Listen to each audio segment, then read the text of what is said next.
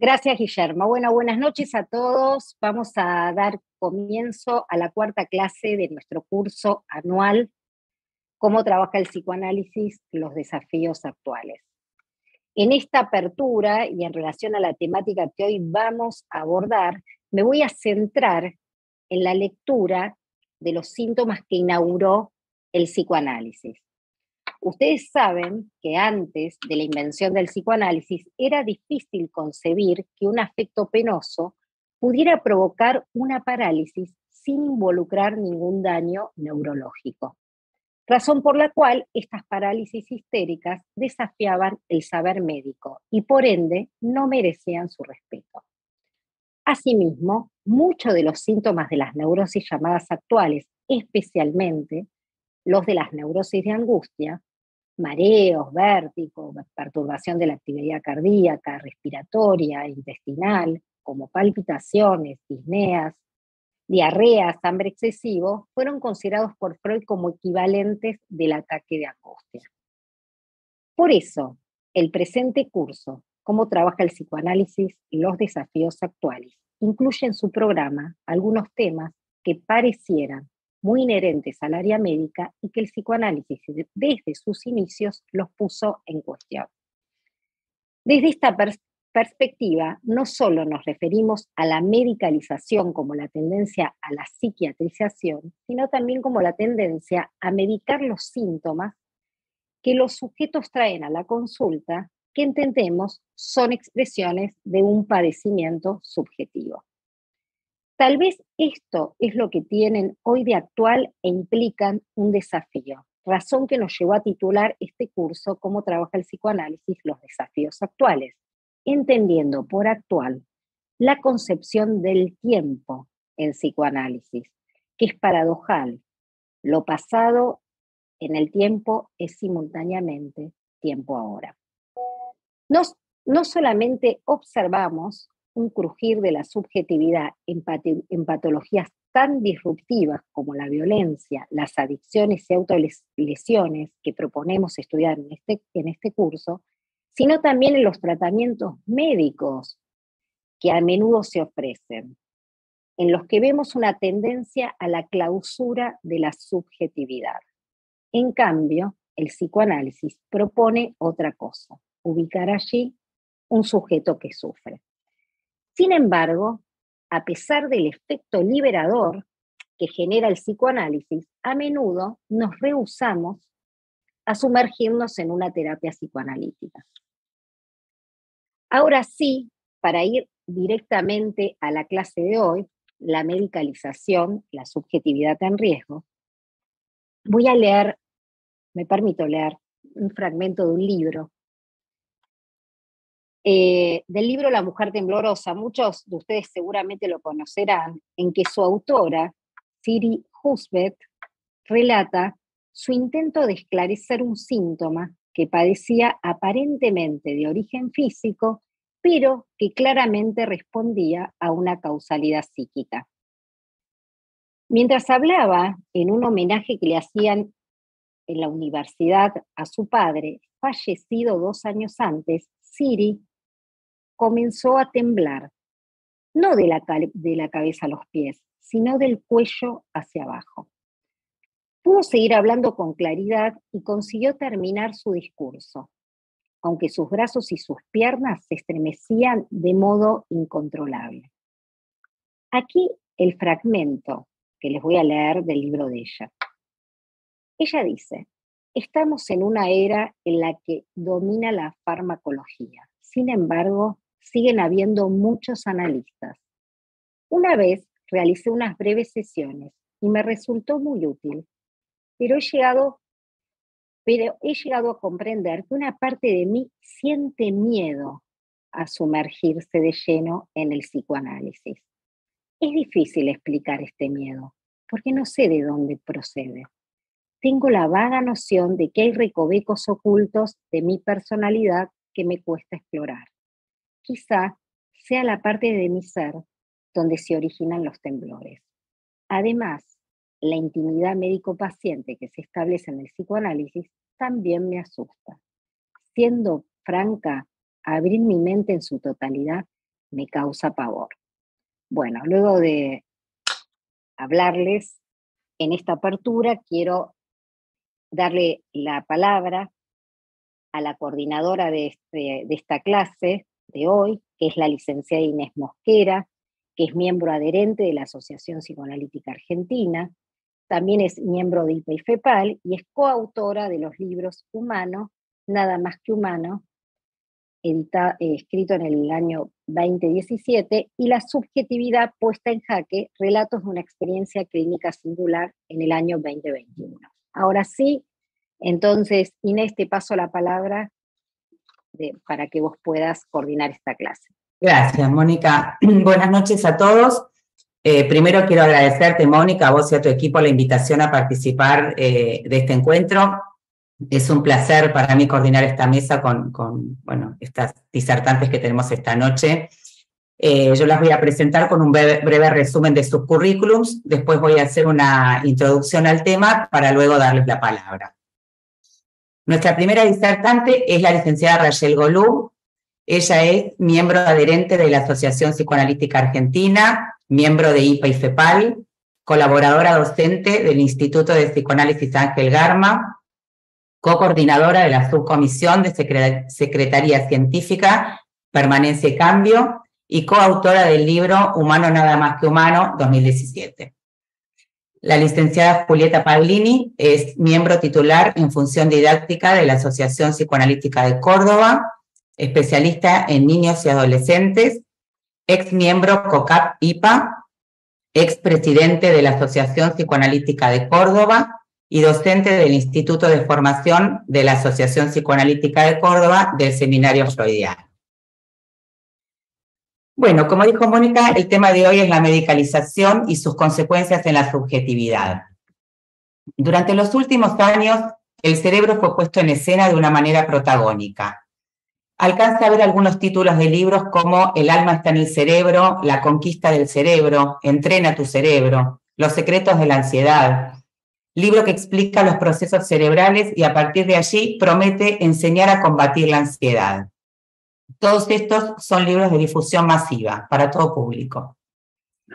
Si bien es innegable que las neurociencias han realizado aportes considerables, no abarcan el proceso único de la singularidad humana que se pone en juego en el encuentro con un ser que sufre.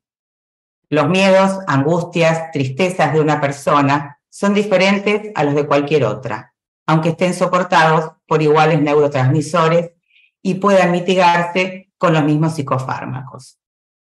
Esa singularidad es inaccesible a cualquier protocolo, test o psicotrópico por sí mismo.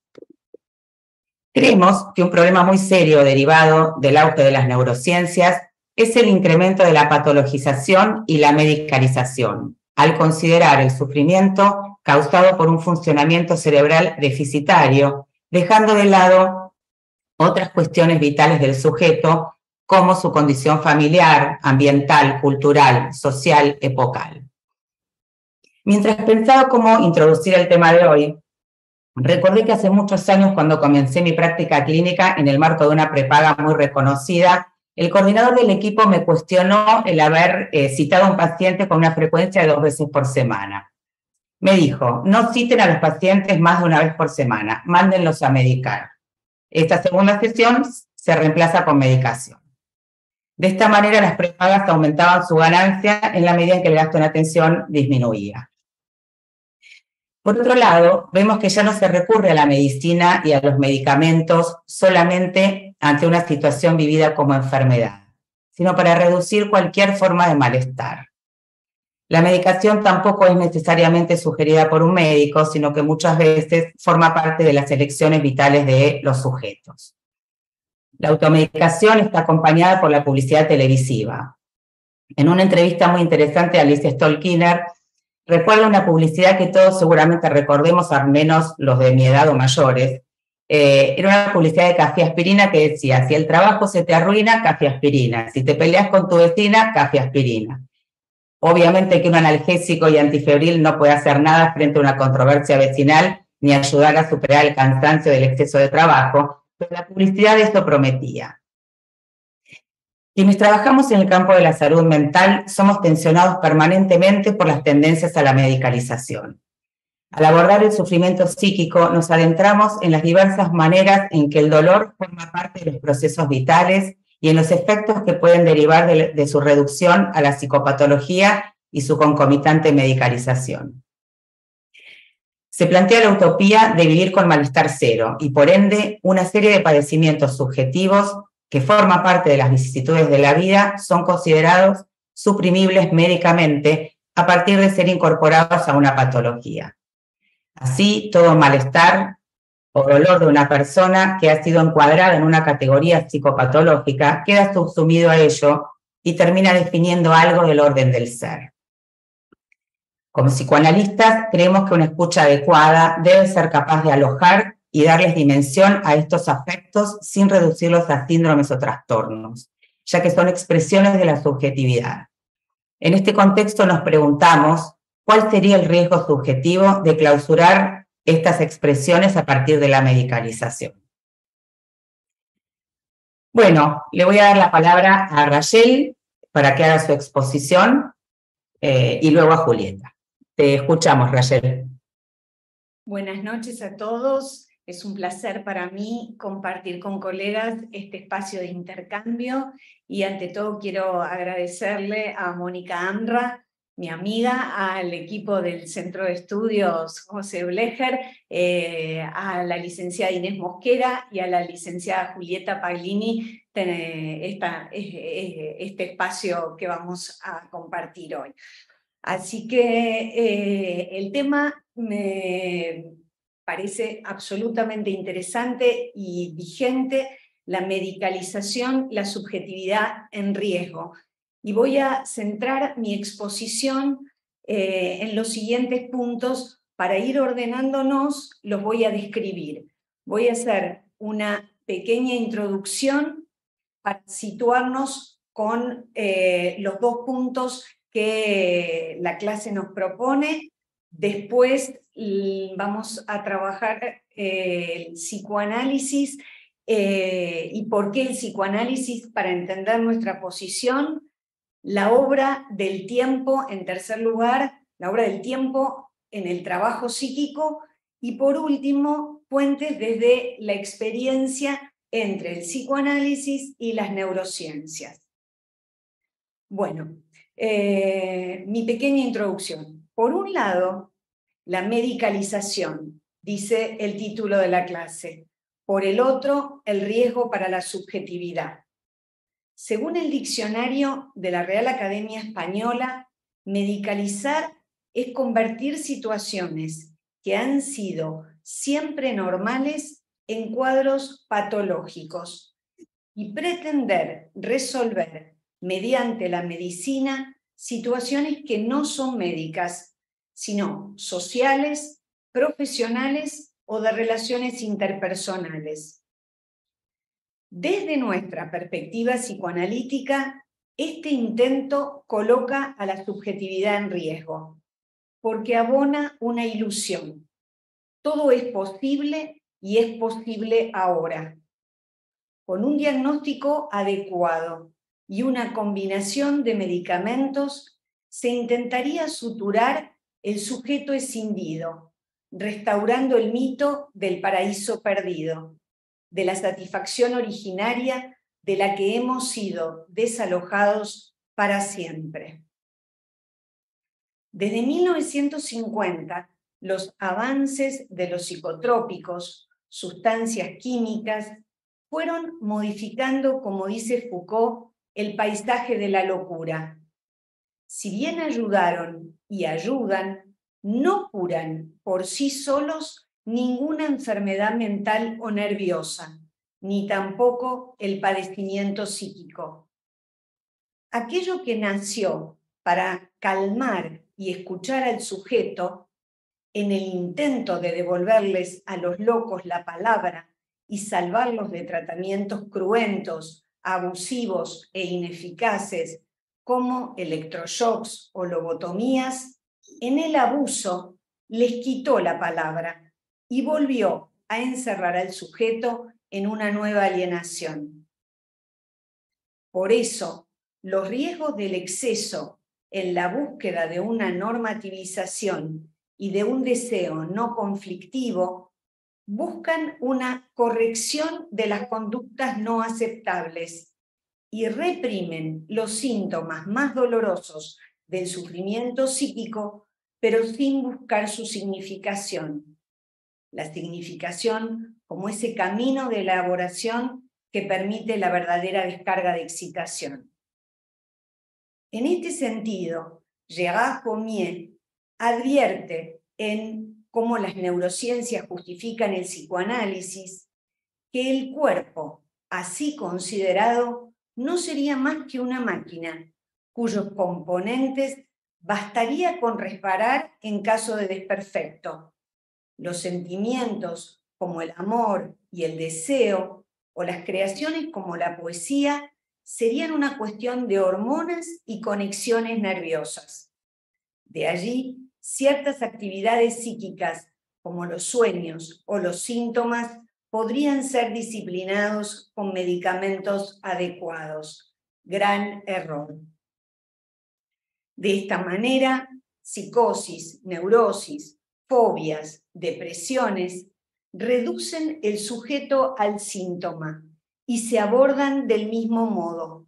Ya no importa cuál es la etiología, sino el síntoma a tratar. Y del mismo modo en que se igualan los cuadros, se igualan los pacientes y se postula un individuo más que un sujeto. Y digo un individuo que no se destaque por su padecer psíquico, por su sufrimiento, ni por sus conflictos, o la búsqueda de nuevos horizontes. La teoría de Foucault analiza los micropoderes que circulan en el orden social y afirma que todo saber implica un poder y todo poder un saber específico.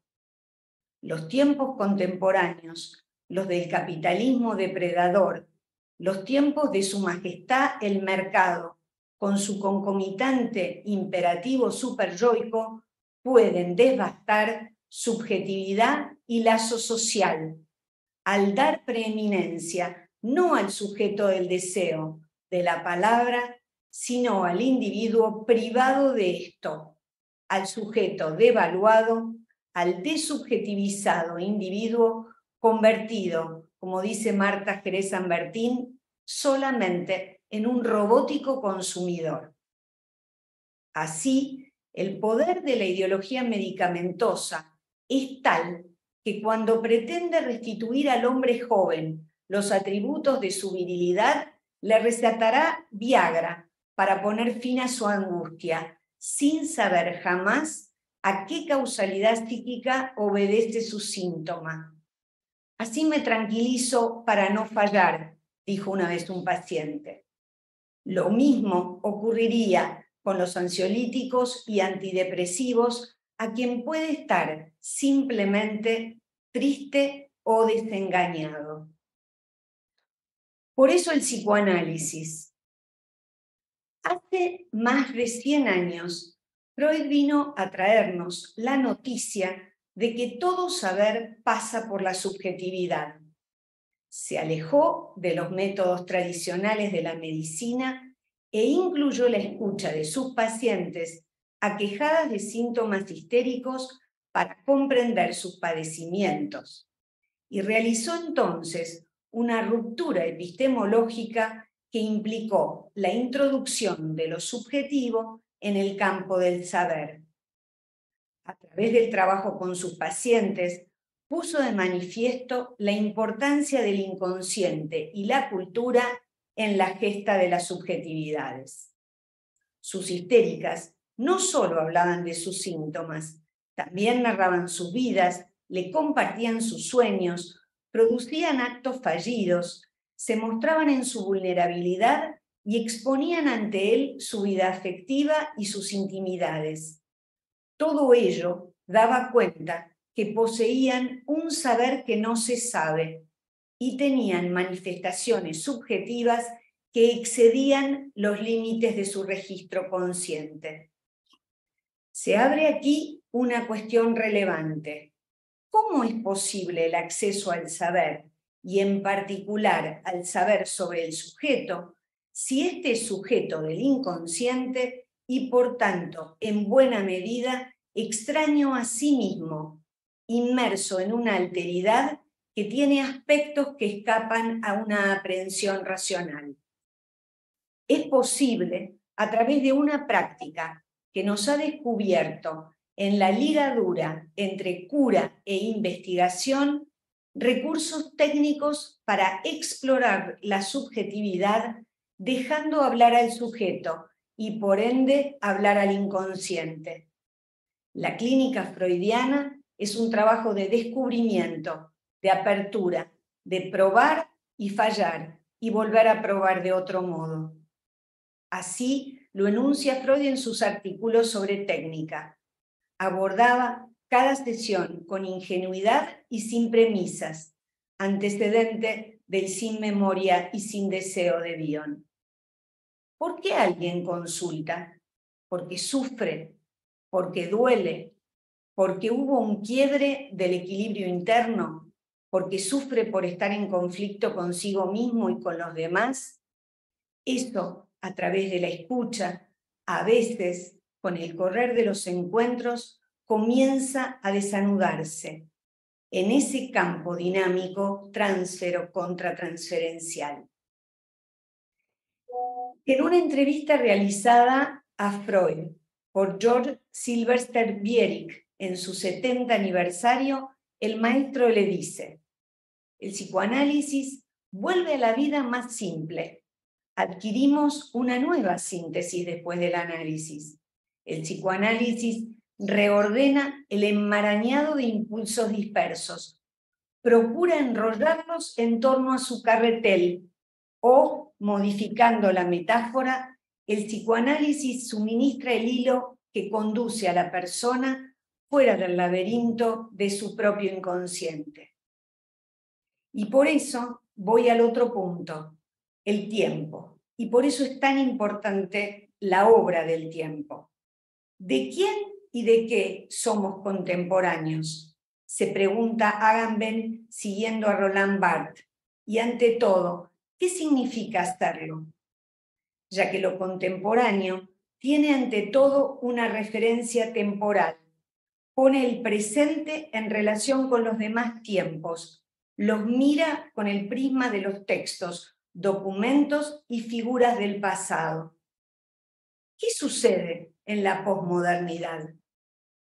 Los avances tecnológicos y científicos han desafiado cada vez más los límites humanos y por ende han abonado a que cobre visos de realidad la ilusión narcisista de completud y de control. ¿Será la crueldad de nuestro tiempo el mandato superyoico de goce que afecta al sujeto en un empuje a la satisfacción por cualquier medio? La demanda de rapidez y eficacia en la solución del sufrimiento, cierta intolerancia a los procesos de elaboración, de duelo, más proclive esta época a que se tilden o se nomenclen de ataques de pánico y se diagnostiquen de esta manera. Hay una multiplicidad de ofertas terapéuticas que aceptan esta demanda y ofertan un final feliz: rapidez, eficacia y menor costo, y la velocidad en el uso que se anticipa respecto del tiempo que la subjetividad requiere para su comprensión. El aumento exponencial de los trastornos de aprendizaje que se traducen en el diagnóstico del trastorno por déficit de atención e hiperactividad nos muestran el valor supremo de la velocidad y han hecho de lo instantáneo el modelo de la relación del sujeto de hoy con el tiempo. Estamos en el tiempo de la urgencia, ahora y ya. Por eso acordamos con Derrida que somos los psicoanalistas los encargados de pensar sin coartadas las nuevas formas de la pulsión de muerte en términos de una crueldad. Podemos detener la crueldad sangrienta, Dice, podemos poner fin al asesinato con arma blanca, con guillotina, en los teatros clásicos o modernos de la guerra sangrienta. Pero según Nietzsche o Freud, una crueldad psíquica lo suplirá inventando nuevos recursos. Cuando rápidamente a un niño o niña que se siente diferente a su género se lo comienza a medicar con hormonoterapia, sin esperar su proceso evolutivo, sus idas y vueltas en el desarrollo libidinal, sabiendo que el devenir más probable de la disforia de género es su desaparición, es fundamental repetir que es irresponsable acceder al pedido de un niño, como decía Rudinesco en su ponencia en nuestra institución hace unos días. Ya la Corte Superior de Justicia de Londres, en 2020, concluyó que los niños de menos de 16 años no son lo suficientemente maduros para dar su consentimiento y ser prescritos con medicamentos que inhiban la pubertad, teniendo en cuenta que esta solución puede ser parcial y no resuelve los problemas asociados cuando existen. La transición médica debe ser reservada a adultos decididos y advertidos. Para los niños es peligroso e irresponsable. Para los adolescentes, una gran prudencia debe ser puesta en marcha, sabiendo que existen cada vez más sujetos destransicionadores que se quejan de haberse enrolado en una terapia de cambio de género demasiado jóvenes, sin haber medido todas las consecuencias. Por eso vuelvo al tiempo. Dice Sylvie Le Poulichet en la obra del tiempo en psicoanálisis, el tiempo que pasa y el tiempo que no pasa. Por eso señala la dimensión de un trabajo del tiempo, así como Freud postuló la existencia de un trabajo del sueño y trabajo de duelo.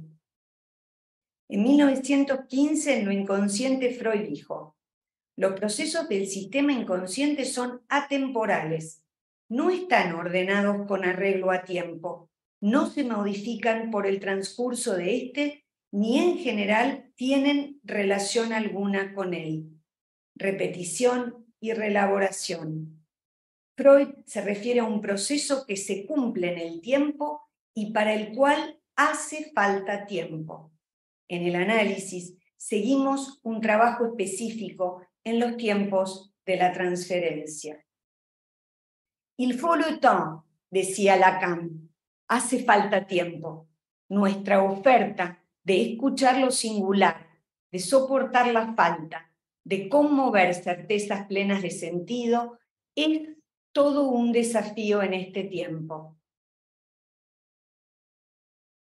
Por último, puentes desde la experiencia entre el psicoanálisis y las neurociencias.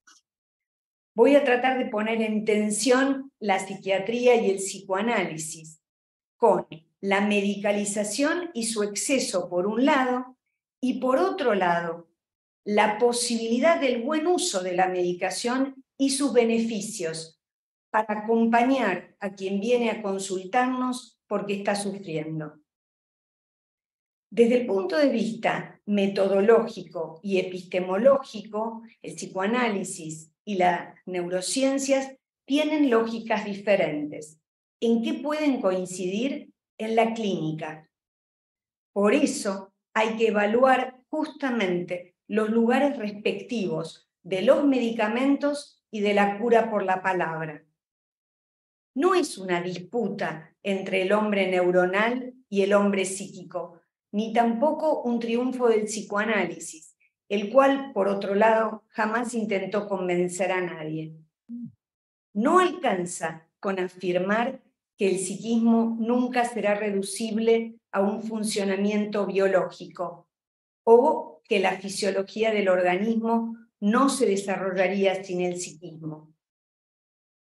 Por eso, uno de los intereses del debate entre el psicoanálisis y las neurociencias es plantear claramente qué es un sujeto y al hacer esto comenzar a responder dicha pregunta.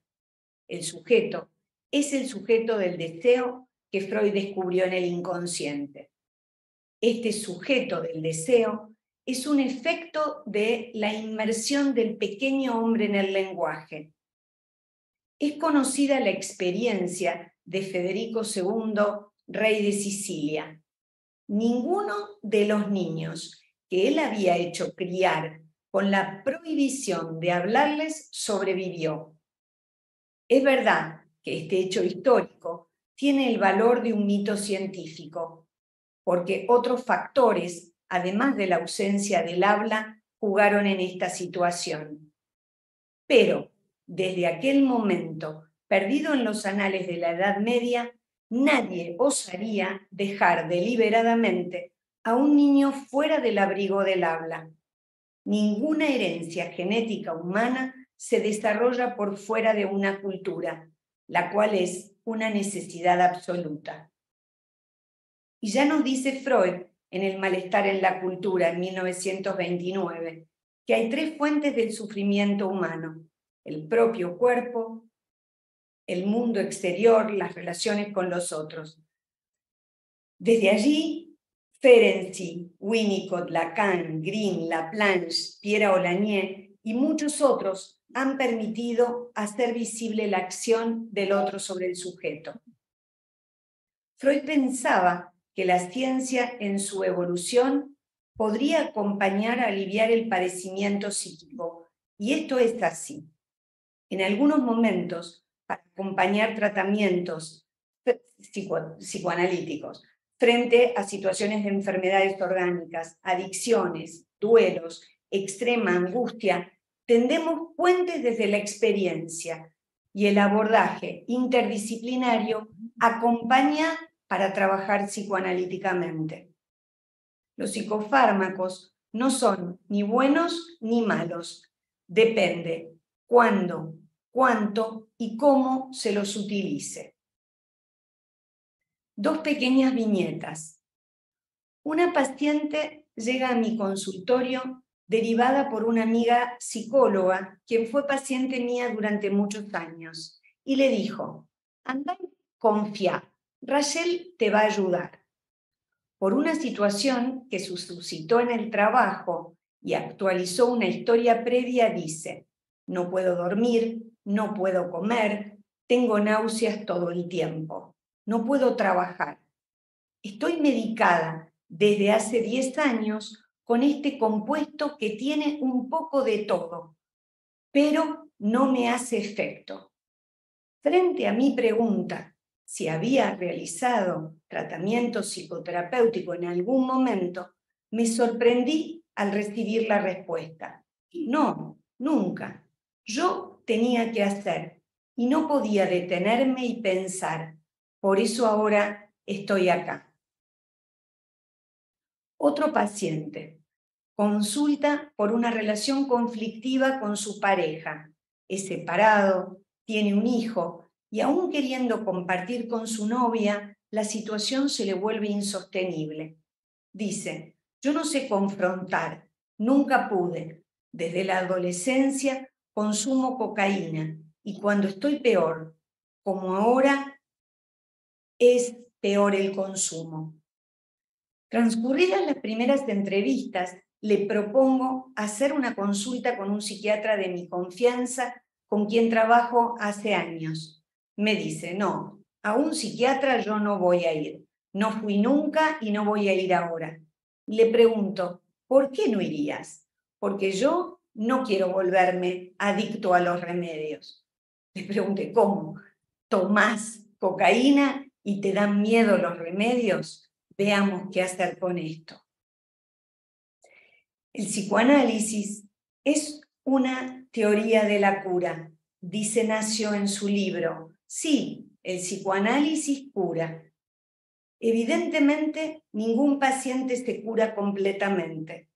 El psicoanálisis no cura a todos los pacientes de manera definitiva.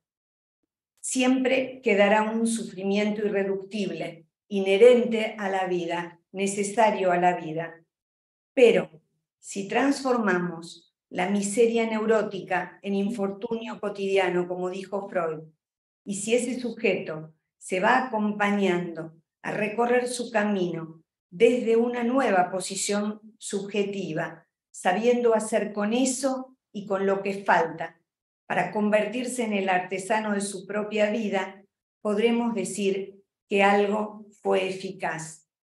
Por eso el psicoanálisis.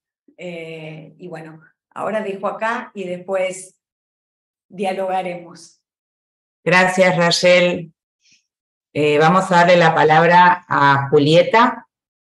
Te escuchamos, Julieta. Bueno, quiero agradecer especialmente a la doctora Mónica Amra esta invitación, y es un placer compartir con Rachel y con vos, Inés, y con toda la audiencia. Muchas gracias. Mi ponencia la he denominado Rótulos y Medicamentos, la nueva pandemia.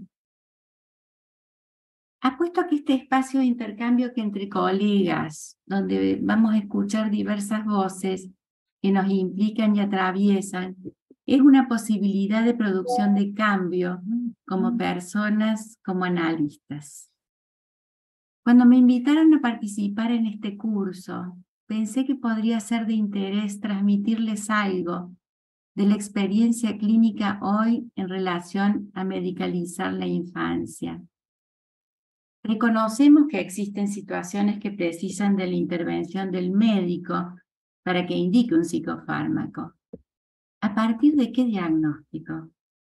Nos encontramos ante una proliferación de nomenclaturas diagnósticas que imponen un rótulo difícil de ser modificado. A cada rótulo una terapéutica, una indicación farmacológica, una pandemia de nomenclatura psiquiátrica. Les propongo pensemos cuándo realmente es necesario y cuándo se transforma en una suerte de abuso, sea por exceso o por el mal uso de los psicofármacos, planteado a partir de un prejuicio sobre cómo debiera ser el comportamiento de un niño, adolescente, en determinadas circunstancias. Como si pudiera existir un manual que nos dice cómo se juega, cómo un niño adolescente debe responder frente a circunstancias determinadas, etc. Si no está dentro del Excel de entradas y salidas de lo esperable, se lo etiqueta y luego se lo medica. Elijo hablar en esta oportunidad de niños y adolescentes, pues cuando de este grupo etario se trata, el daño es mayor. Ellos no pueden elegir el camino terapéutico y su porvenir se encuentra en juego. Un rótulo en un momento vital termina siendo un trastorno de por vida. Si el niño se muestra inquieto, si se distrae, o responde con agresión, o queda en silencio, entonces debe tomar un medicamento para remediar el displacer que su conducta promueve en su entorno. ¿Qué se transmite?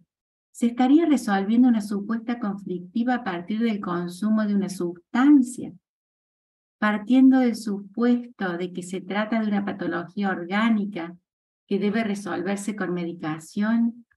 ¿Hay que silenciar la niñez, adolescencia? Luego, contradictoriamente, nos alarmamos por el exceso en el consumo de alcohol, de drogas, de comida, etc. Nos preocupa la fijeza de los diagnósticos, que arrasan con la idea de movimiento y transformación en la construcción subjetivante. Pensemos qué se pone en juego en cada uno de los síntomas o trastornos que los niños y adolescentes presentan, teniendo en cuenta la singularidad de cada consulta y ubicando ese padecer en el contexto familiar y social en el que el niño está inmerso. La propuesta es pensar al sujeto como un ser abierto, en permanente cambio, donde no solo cuenta cómo se llega biológicamente. Consideremos el vínculo con los padres, la familia, la escuela, la sociedad. La subjetividad viene gracias a un laborioso proceso que se construye en un espacio de intersubjetividad. tomando en cuenta la cultura en la que está inmerso el sujeto. Sabemos que cuanto más crece la cultura, mayor es el malestar.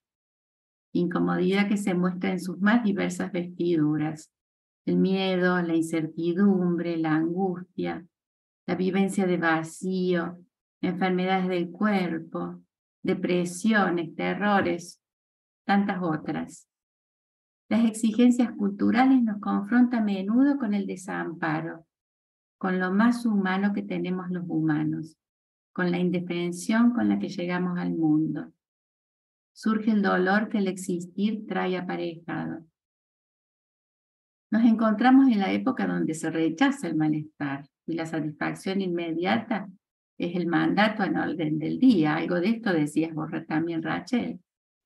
En tiempos de la supremacía de lo consciente, hay que dejar de lado el dolor, el conflicto propio del vivir, que le resta importancia a las emociones, evitar sentir.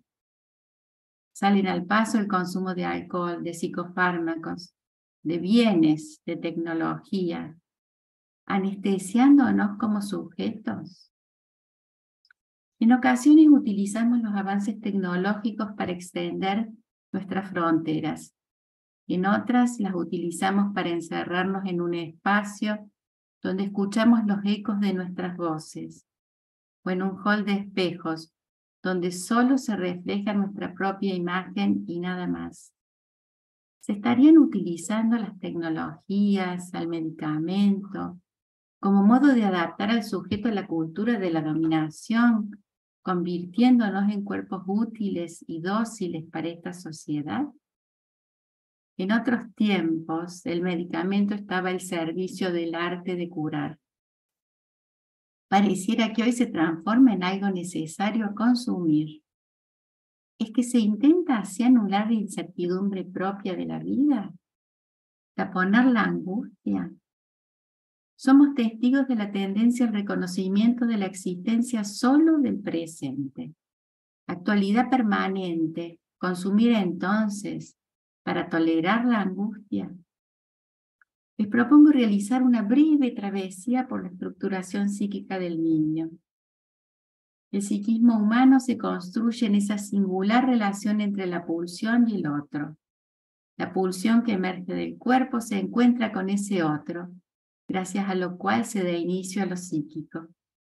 Decimos entonces que el punto de partida inaugural del psiquismo tiene que ver con lo biológico.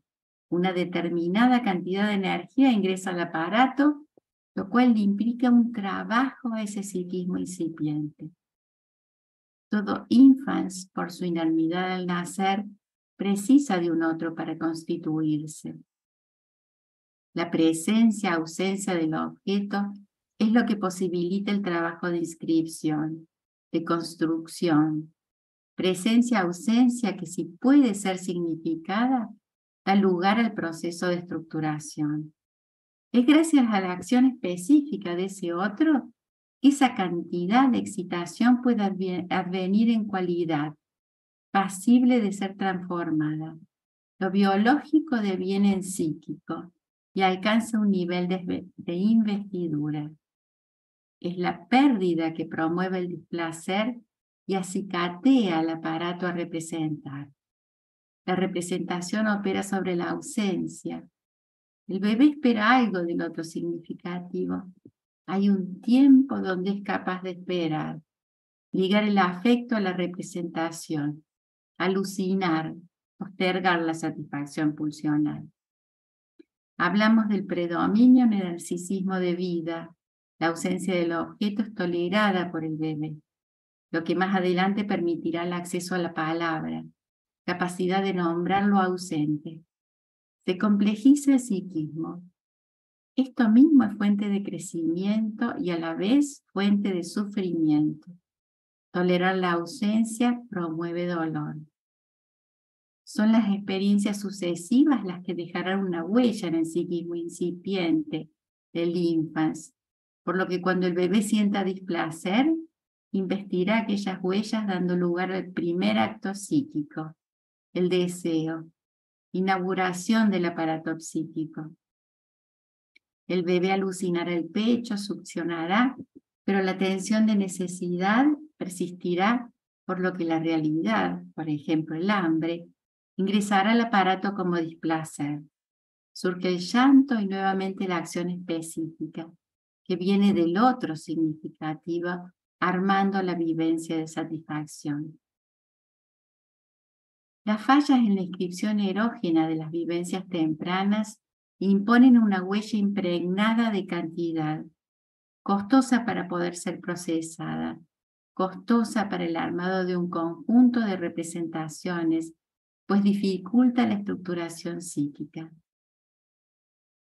Nos encontramos en nuestro quehacer con repeticiones, las cuales nos acercan un indicio de aquellas huellas que remiten a sensaciones, percepciones olfativas, gustativas, sinestésicas, táctiles, visuales, auditivas, etc., que dejaron una marca de aquellos vínculos tempranos, en los que la pulsión encuentra un objeto e inaugura un sujeto con sus atributos y sensaciones, que a partir de ahora son deseados, a los que se espera volver a encontrar. También nos encontramos con aquellas marcas defusionantes. Pero vayamos a la clínica, nuestra brújula. ¿Qué podemos decir en relación al exceso de la medicalización de la infancia? Modos actuales de silenciar lo humano, lo infantil, el juego, el llanto, el berrinche. El mandato es: vivamos en una sociedad feliz, donde no hay espacio para la expresión conflictiva que el propio crecimiento produce. Una viñeta. Clara consulta por su hijo, Carlos, de 8 años. Dice: Carlos tiene síndrome de Asperger.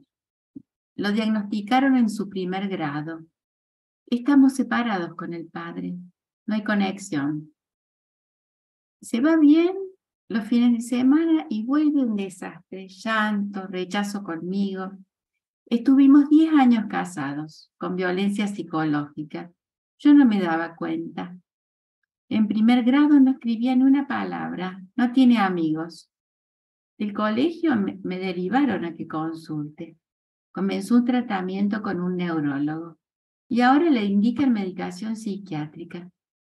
Conversando con otras personas llego a usted. No quiero que Carlos tome psicofármacos. Me encuentro con un niño triste. En el devenir del proceso comienza a armar historietas. Cuando de dolores muy profundos se trataba, se comunicaba en sesión en inglés. Así comenzó una comunicación en un otro idioma, comprendido por ambos, donde parecía ser más tolerable los tropiezos propios de una infancia atravesada por malestares y sin sabores, con padres sobreocupados en sus propios narcisismos. Carlos quedaba ahí, sin mucha mirada, sin escucha, sin palabra.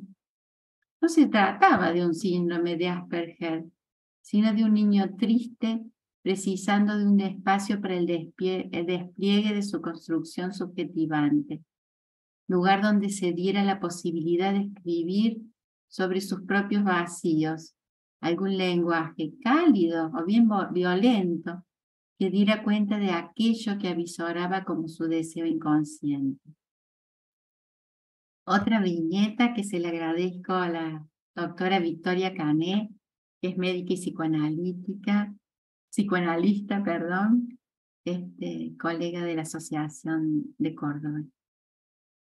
Los padres de Martín llegan sosteniendo de que su hijo, de 15 años, debía de ser internado y medicado con altas dosis de algo, según les hacía saber el psiquiatra de la madre, pues Martín era perverso, esquizofrénico y antisocial, capaz de cualquier cosa.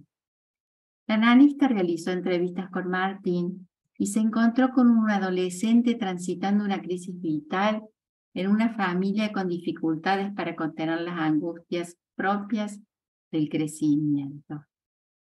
Otra viñeta. Los padres de Agostina consultan porque su única hija de 4 años Próxima a comenzar su inserción escolar, no controla esfínteres, habla poco, duerme con ellos. Se desempeña como una niña de 2 años. El neurólogo ha indicado diversos estudios dando por supuesto que la niña presenta una patología orgánica. Realizan lo indicado dando todo negativo. Entonces, medicarla. Es gracias a la intervención del pediatra que Agostina llega a la consulta. La mamá expresa: durante la cuarentena hubo desorden, nos acostábamos tarde, siempre solos, en esta situación de encierro, siempre solos. Yo la dejaba que juegue, me recostaba y dejaba que juegue. Me relajé con el pañal y ella se escondía cuando iba a hacer caca. No se me ocurrió enseñarle a ir al baño o llevarla a su pieza para que durmiera solita. Si hubiera ido al jardín hubiera sido distinto. Me fui dando cuenta que fui muy permisiva en un montón de cosas. Y llorando relata: tengo el recuerdo de estar en el patio sola, con Agostina, con ella en el patio, los juguetes, yo y ella. Era una niña que no tenía con quién jugar. Tenía 2 años y no hablaba más que ma y agua. La hacía regar las plantas, regaba conmigo. La vivencia de soledad atraviesa a la madre de Agostina.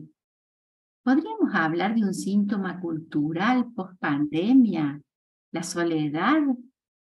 No hubo escuela, no hubo ámbito social posible, solo la vivencia del encierro. ¿Qué efectos tuvieron estas circunstancias en Agostina, en pleno proceso de armado subjetivante? Una mamá deprimida, ¿cómo acompañar, cómo libidinizar a su hijita, siendo que se encontraba atravesada por un profundo sentimiento de vacío? ¿Qué aconteció con las nociones de espacio-tiempo?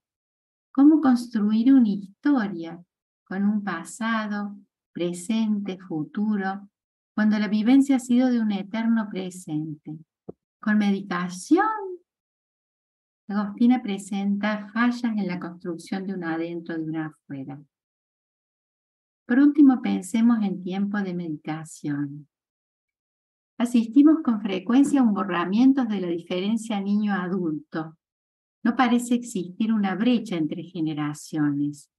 El niño se encuentra en un mundo que no lo espera en sus tiempos, cancelando un aplazamiento soportable de lo deseado. Veladamente surge la exigencia de que el niño sea un adulto. Somos testigos de modos de supervivencia que se despliegan en momentos límites, donde el borde vivenciado como abismo se percibe tan cerca. Nos preguntamos: ¿cada quien podrá significar, resignificar, inscribir, transcribir las vivencias de amor y de difusión que estos tiempos nos dejan? Convoco a los analistas a sostener el espacio transferencial, siendo un desafío ofrecerse como objeto con continuidad para ser usado, al decir de Winnicott, donde se despliegan las angustias más dramáticas, los miedos, el odio y, ¿por qué no, el amor? Con la convicción de que cuando trabajamos con niños y adolescentes, hacemos psicoanálisis. Los invito a reflexionar sobre los efectos en la construcción subjetivantes en tiempos de medicalización, con la inquietud de que este entramado nos depare numerosas sorpresas. Les quiero contar una historia. La de Ana Paula Rodríguez Núñez, quien actualmente tiene 11 años, y dice: yo empecé a tocar el piano a los 9 años, en la pandemia. Antes iba a un coro de niños, y un día vi a una maestra que estaba con un teclado, y fui a probar el pianito. Empecé a tocar las notas y me entusiasmé. Mi mamá, mi papá y yo dibujamos un pianito de cartón. Ponía música y hacía que tocaba el pianito. mi papá y mi mamá se decidieron a comprar un teclado chiquitito. Estaba empezando a tocar de oído. La primera vez que toqué, sí, y yo no sabía nada de música. ¿La escuchamos? ¿Pueden poner el video?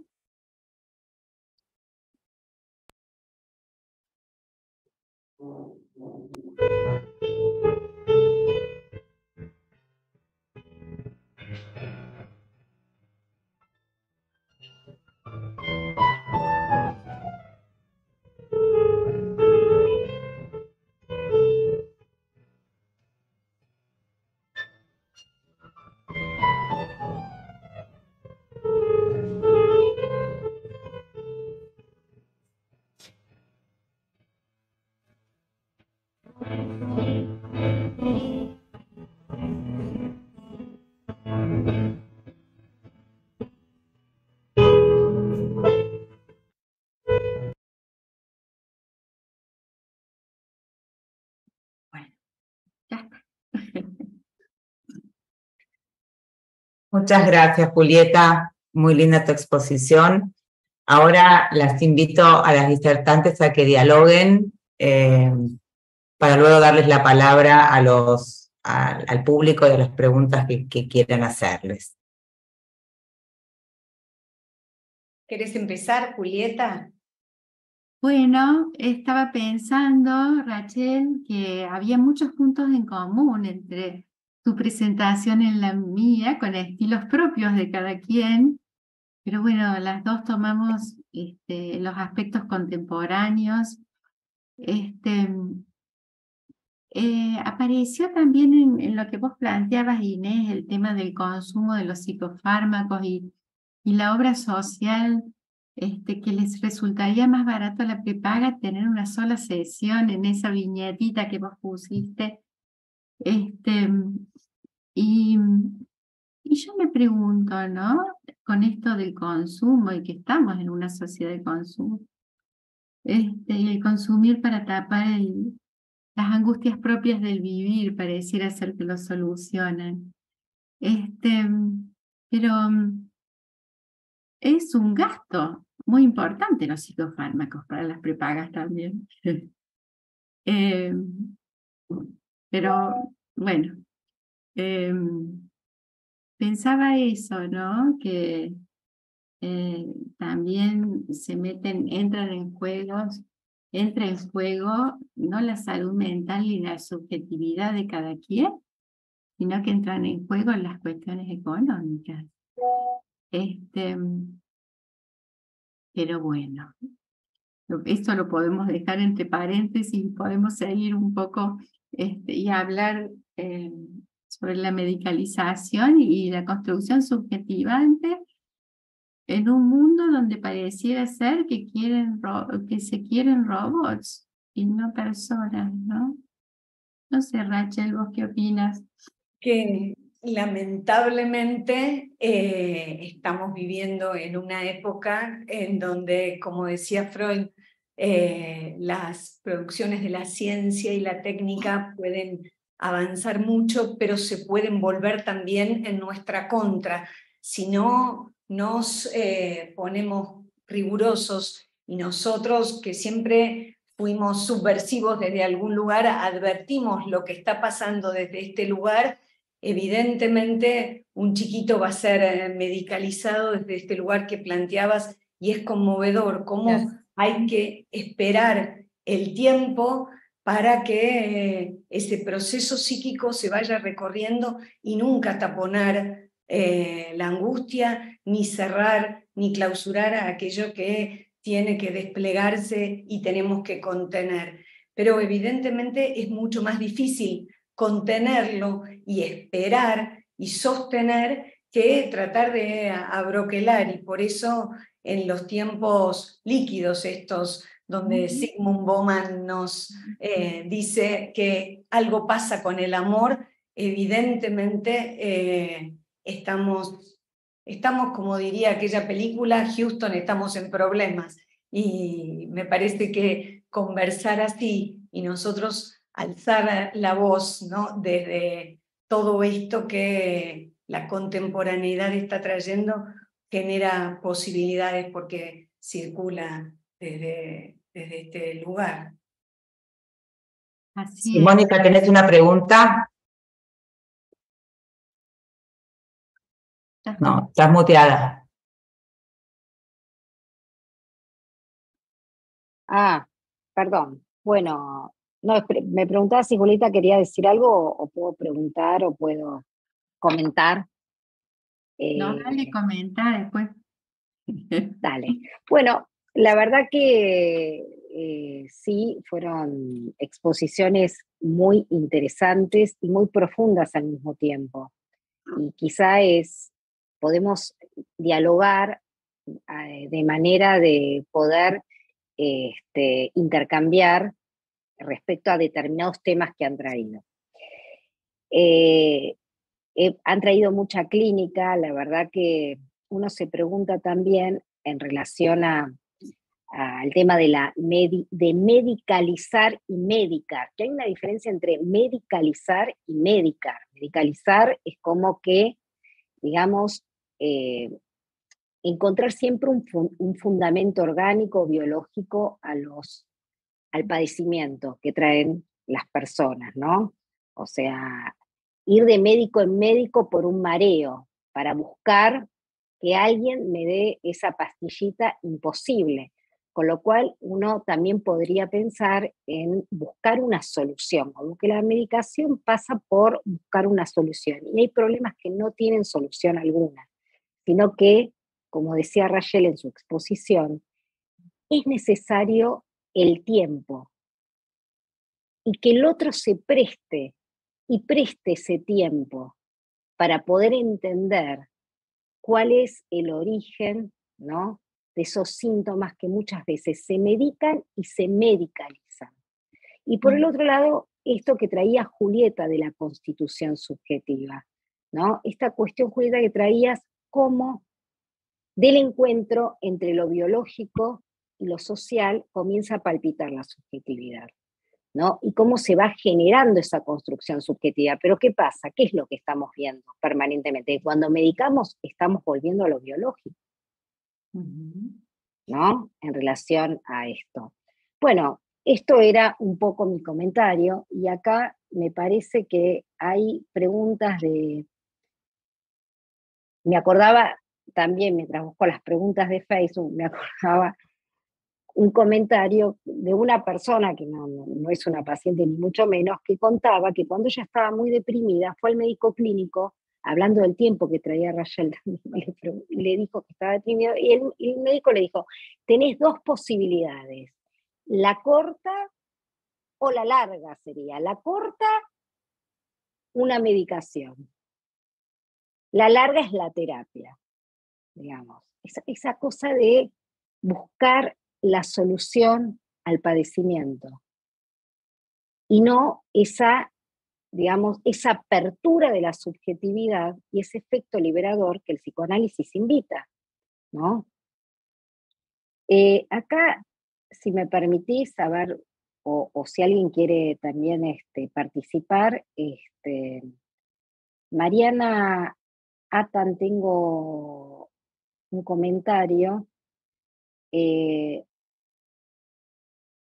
Bueno, está hablando sobre una viñeta clínica y habla de que obviamente existió un cero alojamiento amoroso familiar. Y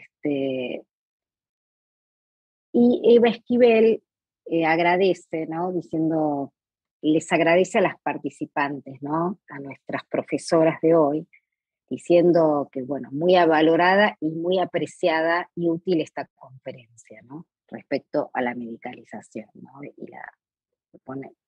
bueno, el tema que nos convocamos. Y hay otra pregunta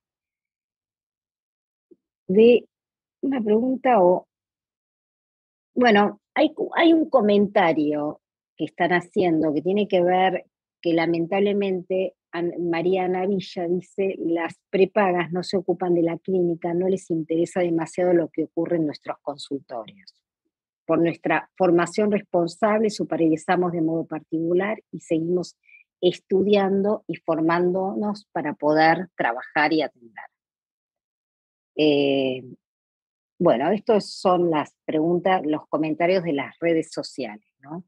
Y acá María Pola, ¿lo ves? Sí, antes hay un comentario de Victoria Cané, que está acá con nosotros. Si querés, contanos, Claro, vos, Victoria. Está bien, gracias. Yo les quiero agradecer. Me encantaron las ponencias y me han dado muchas cosas para pensar.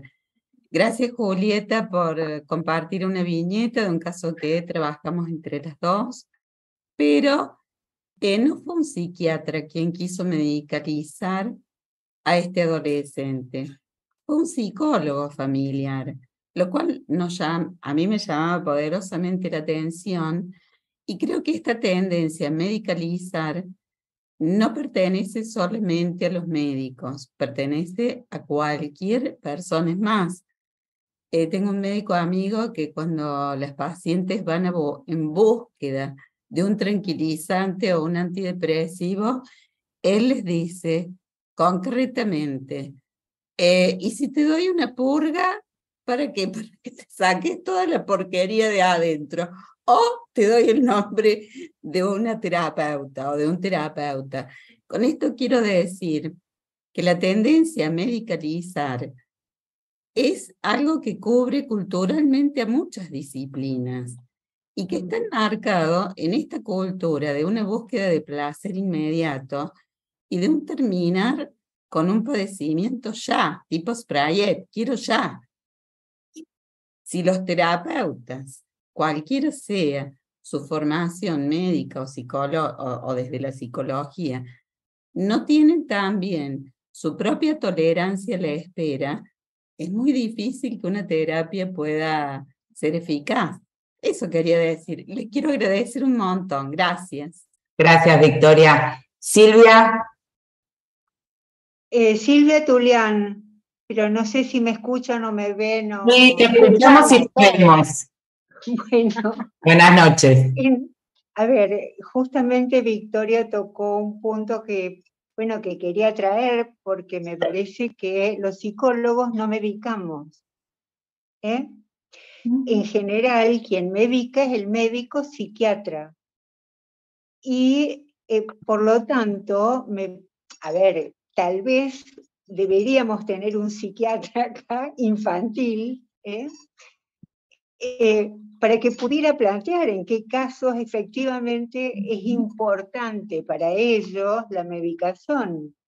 ¿Y por qué? A ver, la fundamentación. Yo entiendo que hay gente que no tiene idea, pero también hay gente que sí tiene idea. Y que entonces me pregunto en el por qué, en qué casos, cuando es necesario. La clínica nos da un espectro amplísimo. Ahora, también es cierto que estuvimos hablando básicamente de pacientitos más neuróticos, hay otros, que a mí me llevan como a pensar más allá de que no me tocó, por suerte, mandar a medicar a ninguno, pero sí recibir chicos con medicación. Bueno, entender cuál es la lógica, para no polarizar, ¿no? En el que, bueno. Gracias, Silvia. ¿Amalia?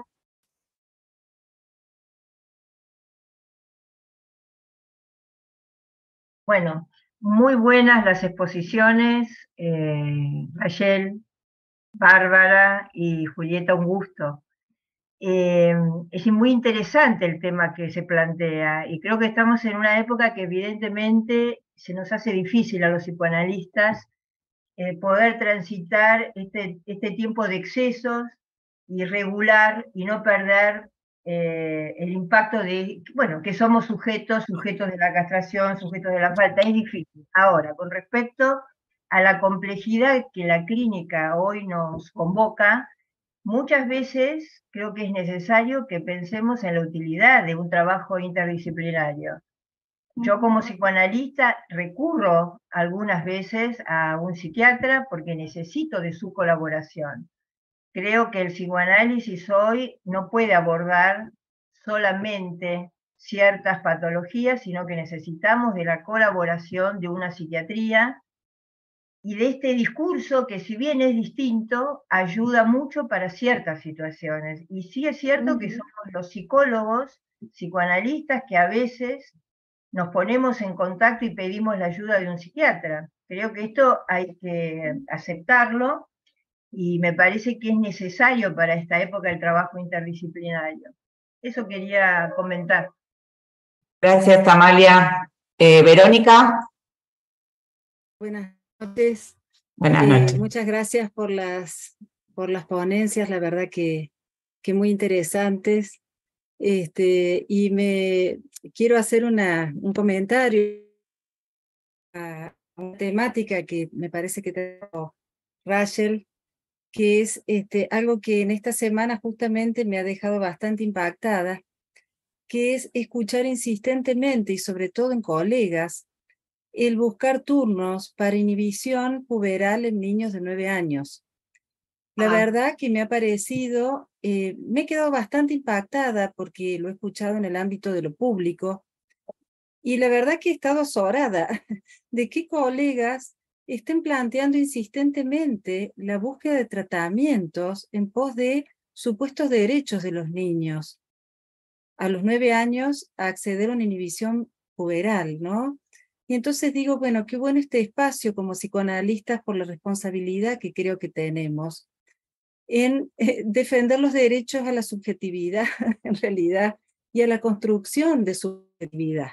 Rachel mencionaba el tema del tiempo, ¿no? Y me parece que, bueno, es una cuestión esencial como psicoanalistas, el compromiso, la responsabilidad que tenemos, ¿no? En poder intervenir en el caso a caso, en la escucha y en la intervención con la familia, como decía Julieta también, y en las instituciones, ¿no? Pues yo estoy hablando en este caso de demandas que he escuchado en el ámbito de lo público. Bien, eso quería, y me pareció precioso el cierre, Julieta, precioso el cierre de tu ponencia también, eso quería acotar y hacer hincapié en eso. Nada más. Sí. Gracias, Verónica. Tenemos un ratito para que intervenga Victoria y le damos la palabra a las disertantes. Decinos, Victoria. Bueno, gracias. No, quería aclarar que una cosa es medicar y otra cosa es medicalizar. Cuando hablamos de medicalización, ya estamos en un terreno de lo inadecuado, sea por el exceso o sea por la falta de precisión en la medicación de un paciente. Cuando hablamos de medicar es necesario. Cuando hablamos de medicalizar, ya estamos transformando en algo biológico algo que podría ser del terreno de la subjetividad. Yo quería felicitarles, me encantó el cierre también, divino, precioso, agradecer y lamentablemente me tengo que retirar. Muchísimas gracias por los aportes. Esto que mencionaba Verónica también lo estoy viendo y se transforma en un forcejeo a veces. Yo creo que el derecho de los niños es poder ser niños. Y es muy relajante cuando son los padres los que pueden decidir por los hijos y no tener que empoderar a los niños, que me parece que ahí también hay un exceso. Los niños tienen que seguir siendo niños, ojalá, pero bueno, eso quería decir. Muchísimas gracias. Muy linda. Gracias, Victoria. Bueno, Rachel, Julieta, ¿quieren hacer algún cierre para que después le demos la palabra a Mónica? Sí, ahí está Cristina Blanco que levantó la mano. ¿Querés que le demos unos segunditos? Bueno, vale, mucho no tenemos, pero... Cristina, no la veo yo a Cristina acá. No, está Acá. Cristina, pero no se escucha, Cristina. ¿Estás mutada? No estoy muy Ahora sí, ahora sí. Ahora sí. No, agradecerle las exposiciones, realmente nos hacen pensar mucho y nos nos ponen a trabajar, si bien siempre trabajamos, digamos, a trabajar, qué importante es de algún modo avanzar en lo interdisciplinario también, ¿no? Y porque el poder, me acordé una cosita, digo, más, ¿no? Julieta hablaba de que es un gasto también los psicofármacos. No, los psicofármacos son un poder.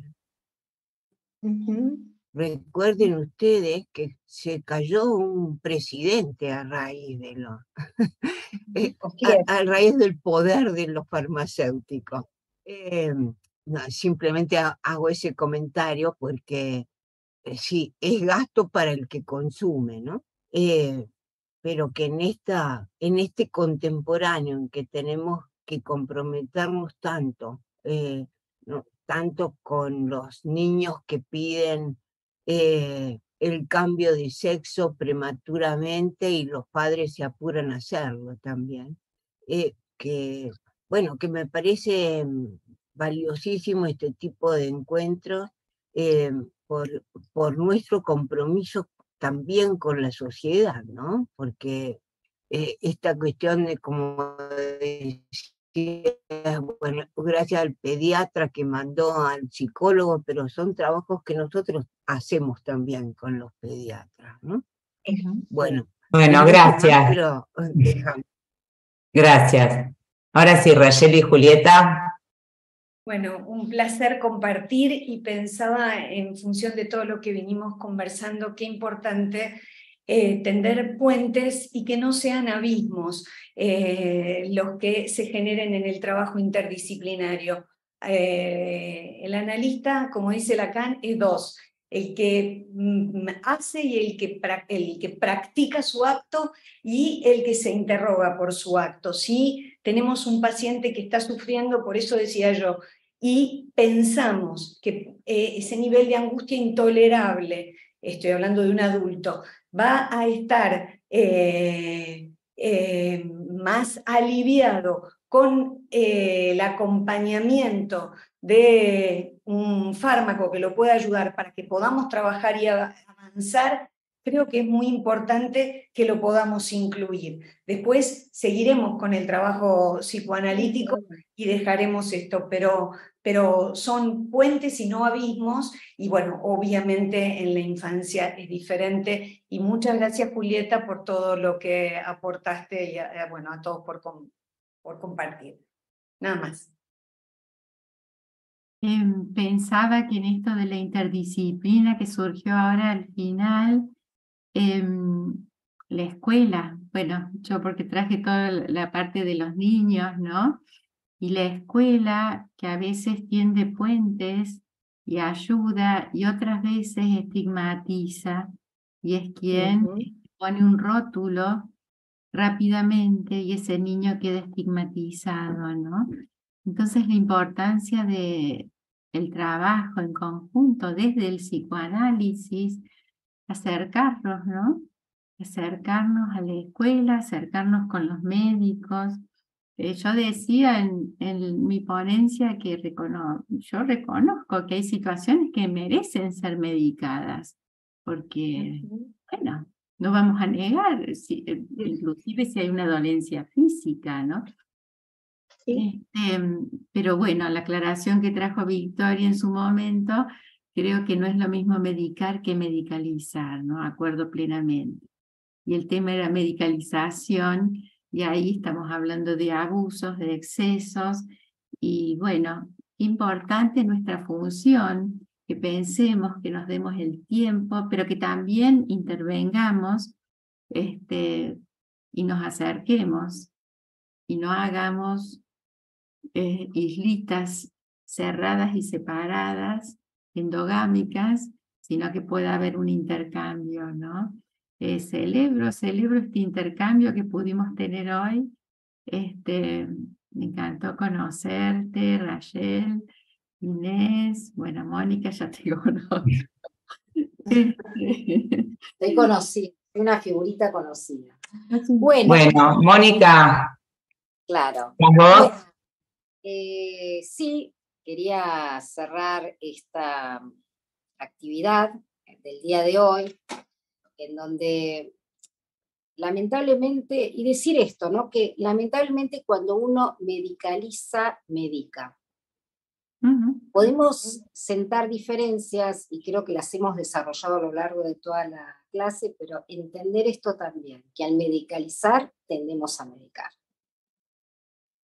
Pero bueno, agradecerles a Julieta y a Rayel la participación, y por supuesto a Inés, agradecerles a las tres y al público presente, a toda esta gente linda que viene de Córdoba y que ha enriquecido la reunión de hoy, y decirles que nos vamos a volver a encontrar el jueves 17 de agosto, donde vamos a tratar esta temática, el psicoanálisis y la medicina frente a los avances en el terreno de la fertilidad.